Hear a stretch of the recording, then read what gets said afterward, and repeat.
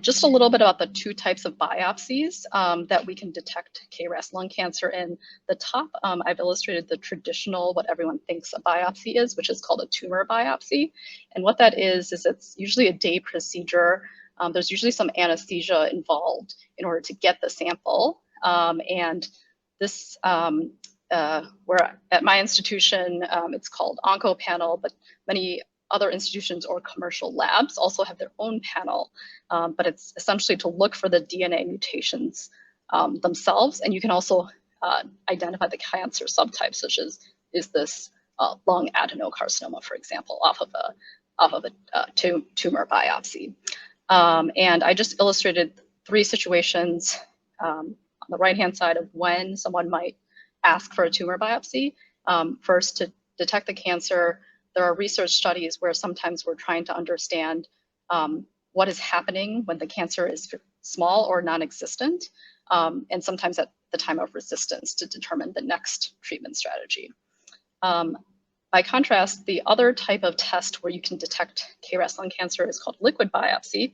And so here, this is a simple blood draw, and depending on where that sample is sent to, some places will just test for KRAS, and then other commercial laboratories will test more genes that are associated with cancer.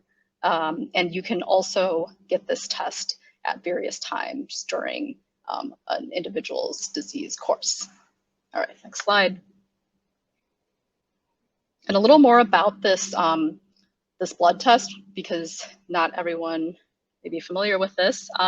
So what it is it's testing for something called circulating tumor DNA, which is essentially all the cells in someone's body is turning over, including cancer cells. And when cancer cells turn over within the body, the DNA contents actually are shed into the bloodstream. So if you want to go to the next slide.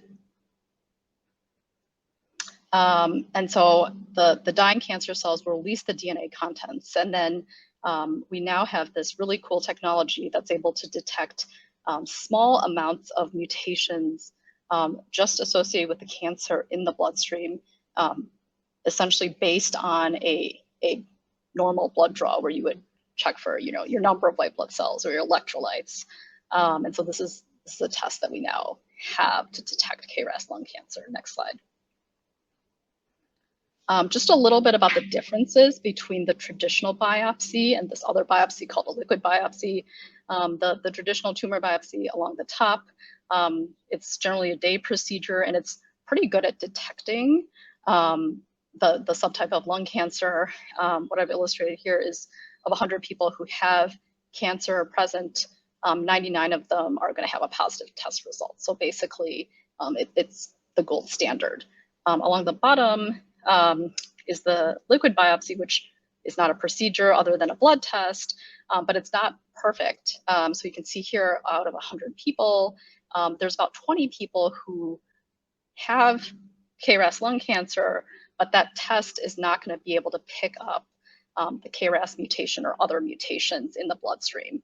And so there's what's called a false negative rate. There's about 20 people. It's probably because those individuals don't have as much shedding of this DNA in the bloodstream, even though they have KRAS lung cancer.